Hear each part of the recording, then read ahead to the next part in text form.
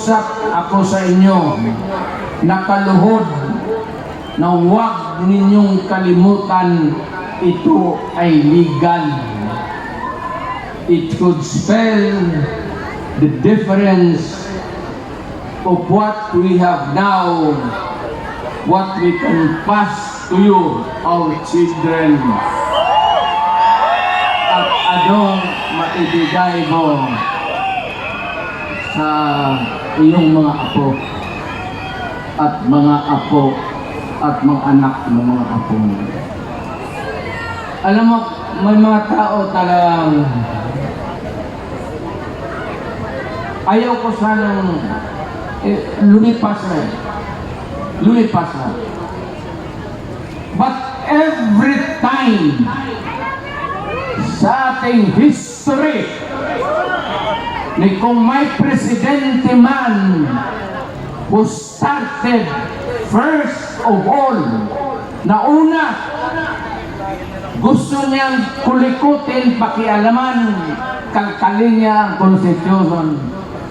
Unfortunately, Ferdinand Marcos Sr.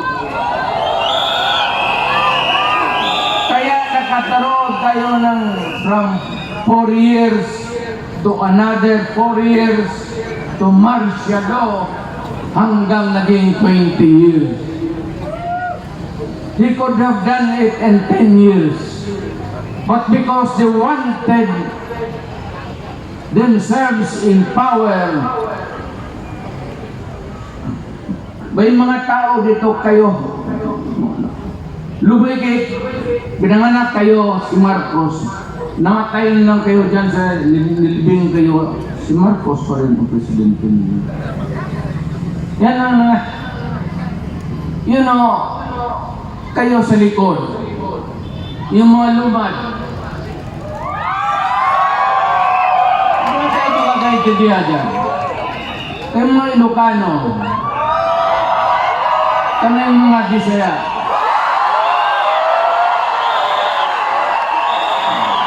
mga Waray, mga Moro. Noong unang panahon, nakakaintindihan ba tayo? Noong una, inalipin tayo ng mga Espanyol. Wala tayong pulbura. Ang sekreto niyan, pulbura pati kanyon. So, noong unang putok-putok, at mabuti na lang itong si Magellan, sumimple, pumunta sa likod ni Magellan at pinutol yung itlog niya ng Magellan.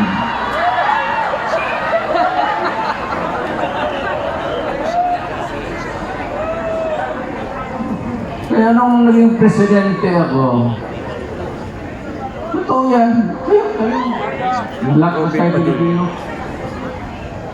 Si Robin Padilla. Ako dyan sa mga stamps. Jose Rizal,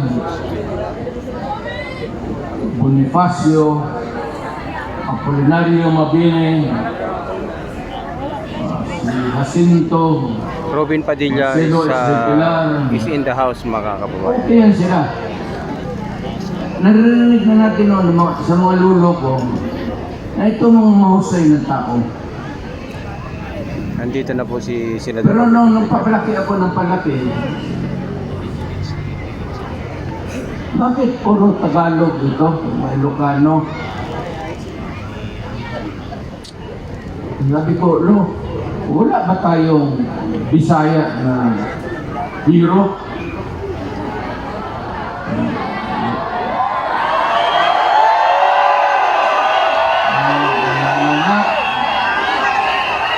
Nakalimutan lang tayo ng mga Tagalog kasi nasa Bisaya lang tayo.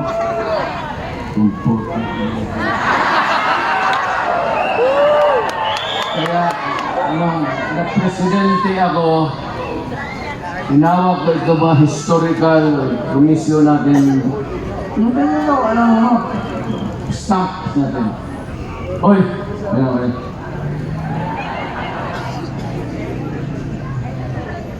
Kami bang mga Bisaya? Sino ang hero namin?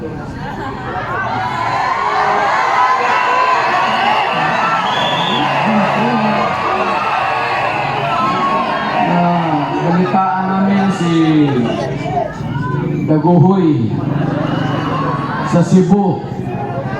Ang problema kay Daguhoy, of later years, nung bago na, ito mga pulis na gago, nasa mga pulis, ang tawag nila sa mga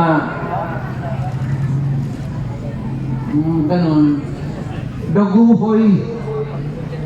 Kung bakit yung ipangalan ng Daguhoy yung mga animal na kriminal nila? Paano nila si Daguhoy, hindi natin ng hero? O sino pa sa atin? Yung tigas na Cebuano, sino? Sabi man nila, meron man sir. O sino? Pero isda man sir. Sino? Lapu-lapu. Si Lapu-Lapu sir. Putang ina kayo. Yun ang pumatay ka, Virgin. Bukas pag walang istampa yun.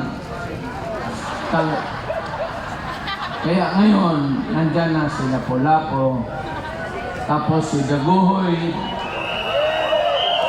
So, sinabi ko sa mga pulis, pati military, huwag na ninyong tawagan yung mga hood-upper, mga kidnapper na Daguhoy. Ayaw ko, bakit nakaugulian nila? Hindi naman sinasadya siguro. Pero medyo may 2-3 na kami. Kung mamatay si Pepe o si Bongo, dagdagan natin ng pangatlong hero.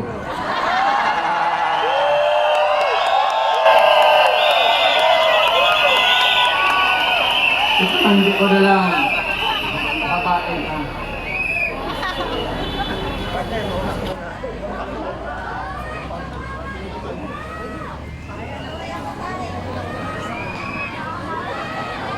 ito ba dalawang papel? Ito yung konstitusyon ngayon. Bantay kayo dito. Bantay kayo dito. It would have a long and lasting, miserable life for you all. Ito yung konstitusyon natin. Ang una talagang gumalaw nito, iba-iba niya, si Marcos. Manawalat ka hindi. After a few decades,